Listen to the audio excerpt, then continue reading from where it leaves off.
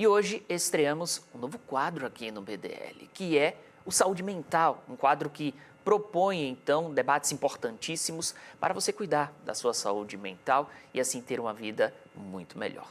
E nessa estreia, ninguém melhor do que a doutora Carlis Longo, psicóloga, para falar sobre o assunto. Doutora, muito obrigado por atender ao convite, participar dessa primeira entrevista sobre saúde mental no quadro fixo. A gente já teve outras doutoras e doutores psicólogos aqui, mas no quadro fixo é a primeira pessoa. Muito obrigado por atender ao nosso convite. E eu já começo a nossa conversa perguntando: quando a pessoa deve procurar ajuda profissional no que diz respeito à saúde mental? Porque muitas vezes a gente procura ajuda profissional para estética, a gente procura ajuda profissional para a saúde, a gente vai atrás de um médico, para a estética a gente vai atrás de um personal, vai atrás de alguém que mexa na aparência da pessoa.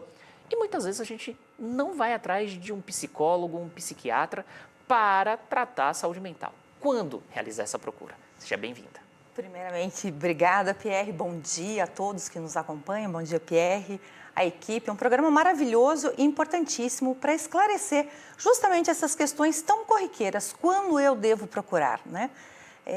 A gente, infelizmente, procura quando já adoeceu. E a ideia é que se procure antes, quando os primeiros sinais. E a família é muito importante nesse momento, Pierre. Quando eu percebo que o meu marido, minha esposa, meu filho apresentou uma alteração de comportamento, algo que está diferente do seu normal.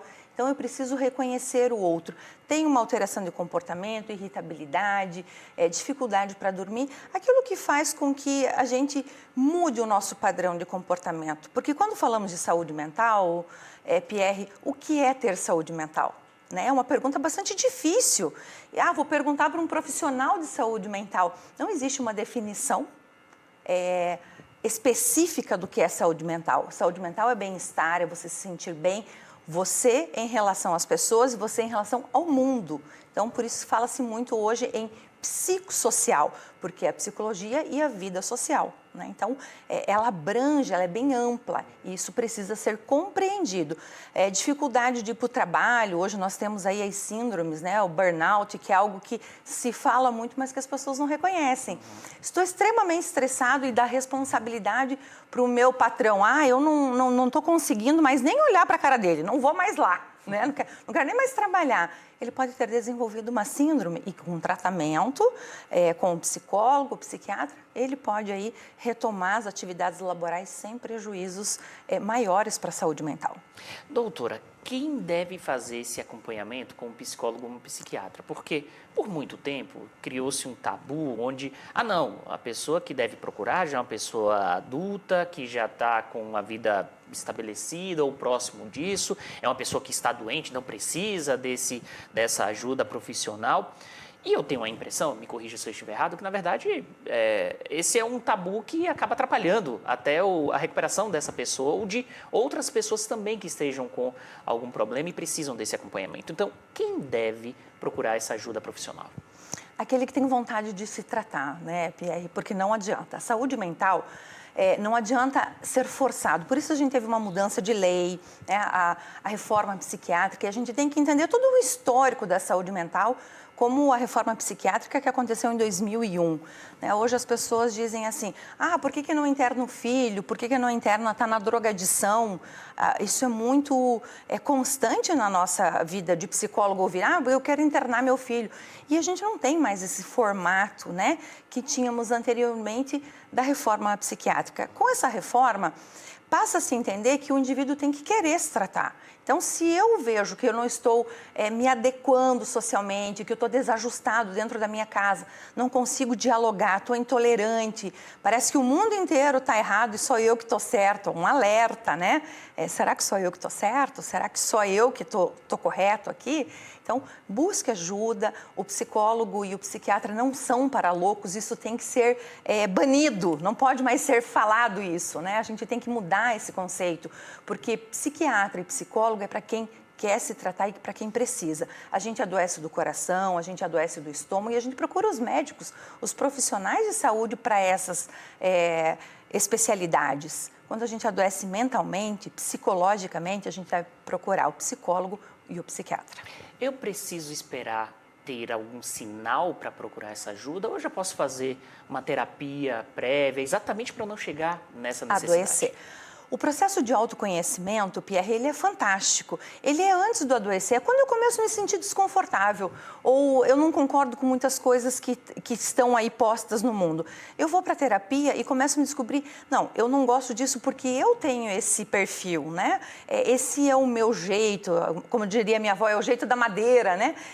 Eu não consigo, eu não tolero algumas coisas, o que o Freud chamava de estrutura, e estrutura não muda. Então, a partir do momento que eu conheço a minha estrutura, eu passo a me proteger, a me blindar de situações que me colocam em risco, que me colocam num nível de estresse elevado. E aí eu não preciso adoecer, né, para lidar com essas dificuldades do dia a dia.